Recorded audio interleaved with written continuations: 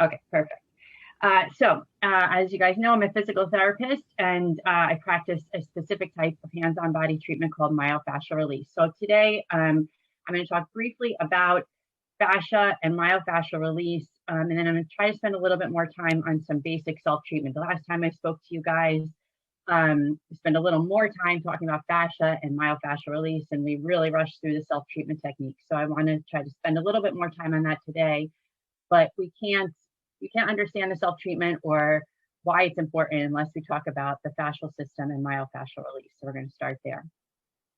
So most people know that we have a skeletal system, we have a muscular system, we have a nervous system. Most people know those terms.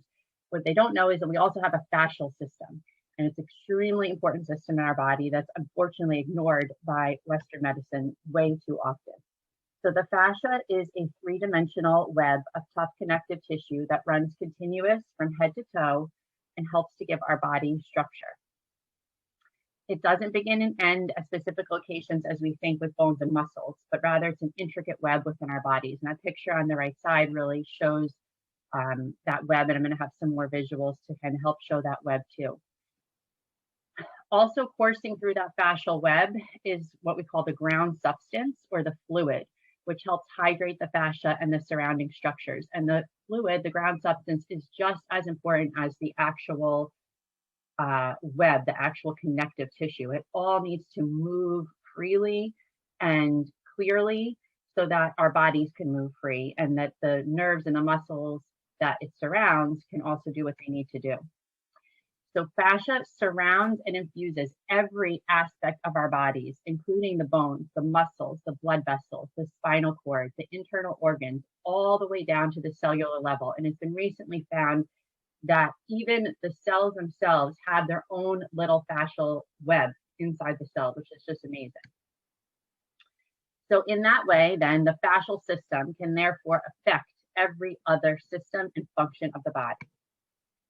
So just some more visuals. What the type of myofascial release I practice is John Barnes myofascial release, a very specific type. This is one of John's books on the left, and on the right is a picture from his book, just to kind of show again that fascial web. So you can see, of course, this is a one-dimensional picture, but picture, think in your mind of a three-dimensional body, and this web that just runs continuous from head to toe. It doesn't have a start and an end, like that picture is showing.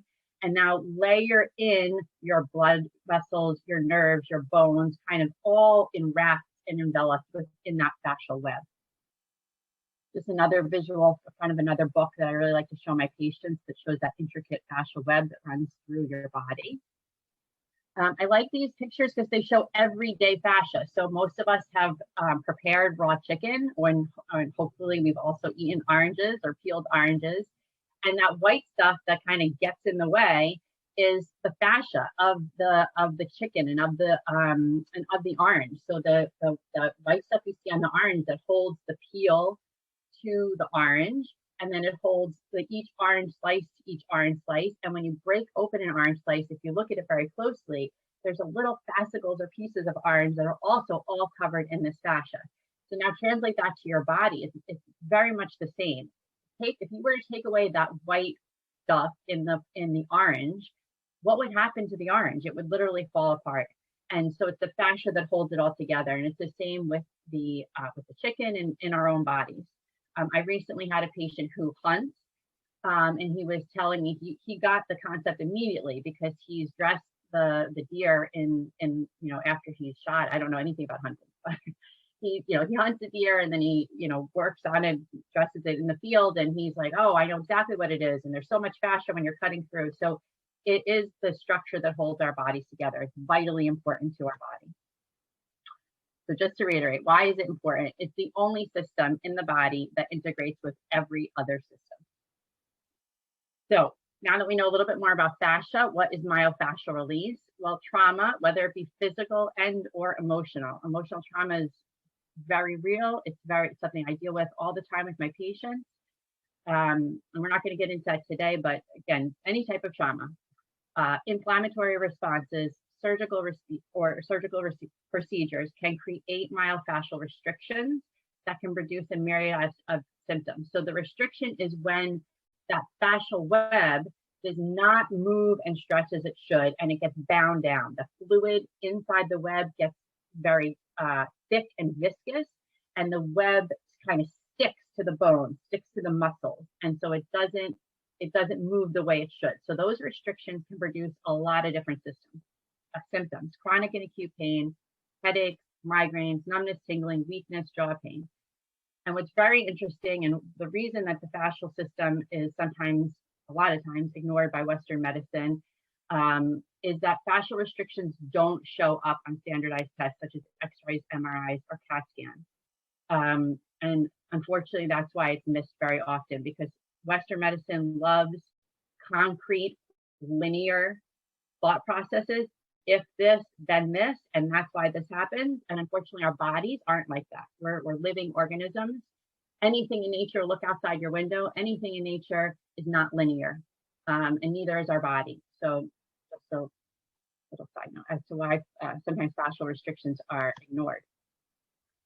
So myofascial release, it's safe, it's holistic. And I highlight holistic because I'm looking at the whole person, the whole body, and the whole person, mind, body, and spirit. So I'm really trying to talk about, what's not only what's happening in your life, or what are you feeling physically, but what's happening in your life emotionally, because a lot of times those emotional traumas, whether they be little or big, are causing your physical symptoms. So MFR is safe, it's holistic, it's hands-on technique that involves applying gentle, sustained pressure for a minimum of 3 to 5 minutes into the myofascial connective tissue restriction to eliminate pain and restore motion. So just like that picture shows, I gently place my hands on someone, applying some gentle, sustained pressure, and I hold that pressure into the restriction for at least 3 to 5 minutes. Oftentimes, it's much, much longer than that, in order for the fascia to really start to melt under my hands and open up. And as you do, the restriction is released, and then the fluid can come back into the system, rehydrate that fascia, and it will eliminate the pain and restore motion. The benefits of MFR: reduction in pain and tightness, improved posture, improved daily functioning, greater flexibility of movement, higher energy levels, increased body awareness. Okay, so to get to the self-treatment, these are 2 really awesome self-treatment books that I use oftentimes for myself and for my patients. And we're going to go through a few 3 specific self-treatment techniques. So the first is deep breathing, and deep breathing is not an MFR technique, but it is really important to MFR, because a lot of times people are just full of anxiety and fear and tension. And if I can get them to start to breathe deeply, to relax their bodies, it makes a huge difference in their ability to benefit from this treatment. So deep breathing is the basis for almost all meditation and relaxation techniques. It encourages full oxygen exchange. It helps to lower stress levels. Who doesn't need that, especially in today's world? And can help to reduce blood pressure. So when I teach somebody deep breathing, I preferably like them to initially lay on their back. It can be done in any position, but I typically teach them to lay on their back, knees bent, feet flat, arms resting comfortably by their side, palms up. Palms up is important, as it just opens up the chest a little bit more. I have them close their eyes, breathe deeply in through their nose, filling their belly first, which a lot of people have a lot of trouble filling their belly with air, and that should be the first thing that we fill, because that uses our diaphragm, which in that picture you can see the diaphragm is on the bottom of the rib cage, the big dome-shaped muscle. It is our primary breathing muscle, but way too often people use their accessory breathing muscles, everything up here, and that's why they're all very tense and they don't know how to use their diaphragm and use that relaxation muscle. So laying on your back, palms up, knees bent, feet flat, close your eyes, breathe in slowly and deeply through your nose. I start with just a count of 4, breathe out for a count of 6. As you learn this breathing technique, if you can increase your count, it helps even more, especially that out count, because it helps to stimulate the vagus nerve, which will ultimately just help to relax your body. The second treatment technique I want to talk about is stretching. So most people hate to stretch. I've been a PT for 17 years. I've rarely found patients that like stretching, but it is so important to overall health, overall movement, and your ability to not have injuries. So regular stretching, if people stretch, they're holding stretching for 10 to 30 seconds. It does nothing. It really does almost nothing.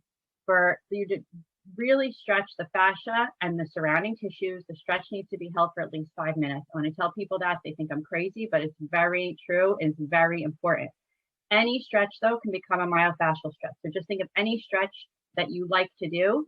If you can do it, and it can become a myofascial stretch just by moving more slowly into it. So you start by slowly and gently moving into the initial resistance that you feel. Stop, close your eyes, feel into the resistance, wait for it to start to melt. And as it releases, slowly and gently increase your movement into your stretch. So just a quick example that I want to show you guys, because most people hold a lot of tension in their neck.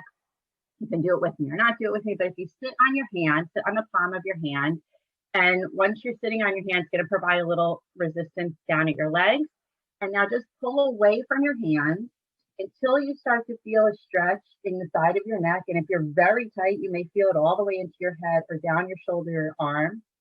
And once you feel that little bit of resistance, don't push past it.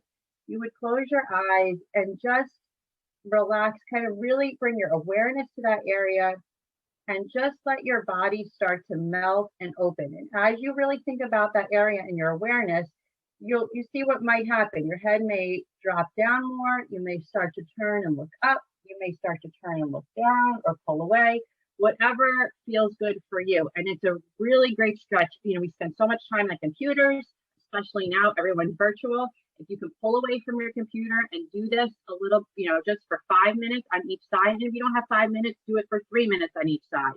But again, just sit on your hand. And I said sit on your palm, but you could also try sitting on the back of your hand, whatever feels better for you to get a better stretch through your neck and through your head.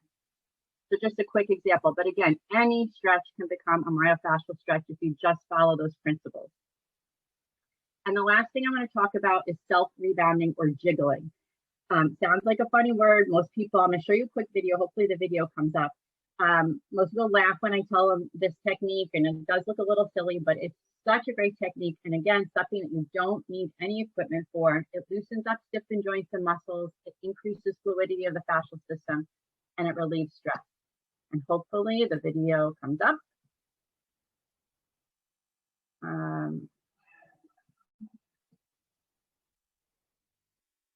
Can you guys see the video?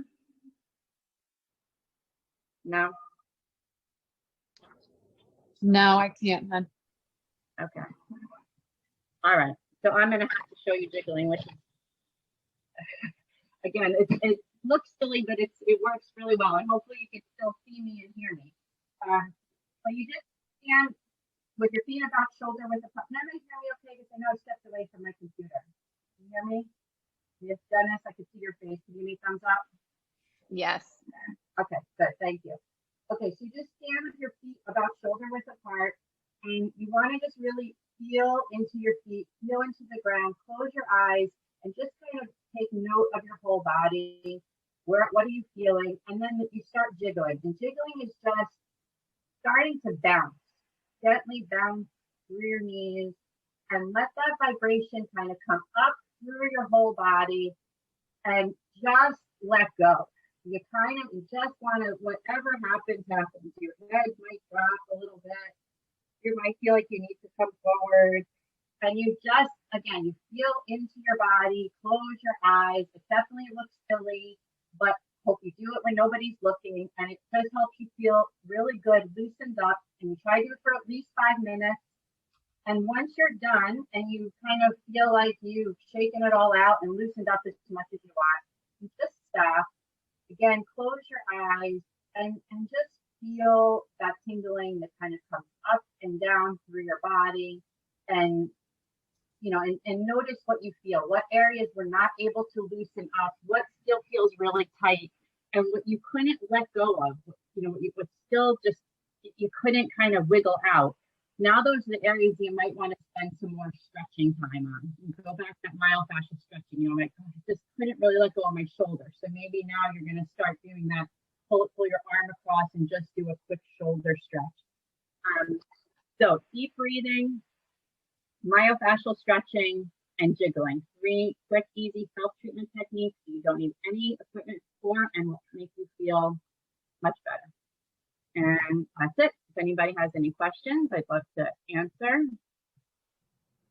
I've got a question. Yeah. So, Rachele, when you were standing leg shoulder width apart and you started jiggle, were you just going up onto your toes? No, I'm not on my toes. Your feet are flat and you just kind of start to bounce through your knees. Yeah, just gently bounce. And so if someone came to you because they had headaches, or what area do you concentrate on for the myofascia? So it's a whole body system. And of course, I look at what their symptoms are and what their complaints are. But just because they have headaches or migraines, a lot of times, yes, it's originating most likely a lot of times from the head and neck area. So, something in their head, there's the bones in our head, they're obviously very tightly sutured together, but they do move. Our cranial bones do move. And if they are out of place just a little bit, they can really cause very bad migraines. The other thing that a lot of times people get headaches and migraines for when they're very tight at the very base of the back of their neck, which is very common, especially when we spend a lot of time on a computer, and this is what our head looks like. So I will always look at the head and neck area, but honestly, the symptoms can be coming from, the root cause can be anywhere. It could be the pelvis. The pelvis is a huge region where very connected. Last week, Tracy was talking about that gut-brain connection. It's similar to this. The head and pelvis, there's a huge connection there along the spinal cord and the spinal column. So headaches, it could be the neck and head. Shoulders, could very well be pelvic misalignment. That's causing them to, every time their pelvis is out of alignment, every time they walk, they're just putting excess pressure all the way up through the spinal column, and now it's causing headaches. And they don't even think to look, again, traditional medicine, traditional doctor, you go to a neurologist, or even, hopefully a neurologist is looking more into it, but a family doctor, you tell them you have headaches, they're not looking at your pelvis. That's why I love this work. I'm really, truly looking at the whole person. And a lot of times headaches in particular, there's something very stressful going on in that person's life that's causing headaches. So one more question. Can you feel it when you find the right spot, or does the person know that you found the right spot? It's a combination. I mean, I definitely feel restrictions 100%, but I want it, it's a continual conversation with me and my patient through the session and afterwards, because your body has an innate ability to heal itself. People don't, they don't know that, they don't think that, and Western medicine does not teach us that at all. It teaches us, go to the doctor, get a prescription, let this pill fix me. But your body knows how to fix itself. So when I'm working on somebody, let's say I've got my hands on their head and neck, because the fascial system is a whole body system, they may feel something somewhere else. Even though my hands are on their head and neck, they may feel something in their knee, in their pelvis. And I want them to tell me that, because that says to me, I might not feel that, such a far away connection. But if they say to me, oh, while your hands are there, I'm really getting like that same pain that I always get in my hip, and I'm feeling that. And then I'm like, perfect, because that's their fascial voice telling me that that's now where I got to go next. So I'm going to now come and bring my hands to that left hip. I'm going to focus the structural work there. So it's a combination of what I feel, because the fascial restrictions and the tightness can 100% be felt, but then it's also what the patient is telling me as I'm working on them. Thank you. Rachel, what about somebody who is going to a chiropractor, right? So I have my brother-in-law, and he has back issues. And so I wanted to recommend, he doesn't live in this area, but how would you address that? How is that crossover with what you do? It doesn't really necessarily cross over, I wouldn't say. I mean, chiropractic, in every profession, there's good and bad, right? I met a lot of not so great therapists. So I'm a physical therapist. So, but traditionally, kind of technically, chiropractors, what I've found in my years of practicing is that chiropractors will, they take x-rays, they find misalignments. Everybody has misalignments in their body. And a lot of times they don't necessarily work on the self-care. So I've talked to so many people that tell me, I've been seeing my chiropractor for 15 years, and he's great, and I go 2 times a week. if he's so great, why are you going 2 times a week for 15 years? He's not fixing you. He's making you come back and pay more. Like it's not working. So I mean, I want to empower my patients to treat themselves and to teach them that your body can heal yourself. And that's why the self-treatment is so important. Yes, you need me at the beginning, 100%. And you may need me. I mean, I see somebody for MFR myself. I go once a month to see a woman in Allentown that I love, and myself getting treated helps me treat my clients because I'm staying open and fluid, and then that allows me to be better and be more present for my clients. So you always need somebody to treat you, but the self-treatment is key, and that's where I think a lot of times chiropractors fall very short. Interesting. And a quick question, when they say your body's 80% water, it sounds like that system maintains a big chunk of it, right? Huge, yes, and nobody talks about it like that. But yes, Dennis, that's so true. The fluid within our fascial system is the water, and there's so much more research going on right now. Like there's this scientist, his name is Gerald Pollack, just did a, well, not just, but recently the research is kind of coming to light that there's, most of us think of water as H2O. There's 3 components. Well, there's a 4th component of water. And it's this crystalline liquid nature of water. And that is our fascial system. That is what is in our bodies. And this research is really just coming to light right now. And it's unbelievable. It's groundbreaking. Yeah, I mean, it's amazing. And yes, and like I said, unfortunately, because fascial restrictions don't show up on standardized tests, they're just missed. And honestly, in order to fully, and I mean, I'm sure Lisa can speak to this, and I know Tracy can speak to this. You have to spend time with people to get to know what their story is, where their symptoms are coming from, and doctors just don't do that today. It's very unfortunate. I had a new patient come to me just the other day who told me that she went to she has really bad insurance. She's got to pay out of pocket initially and then gets reimbursed. And she went to her gynecologist and they charged her like $150 for a visit.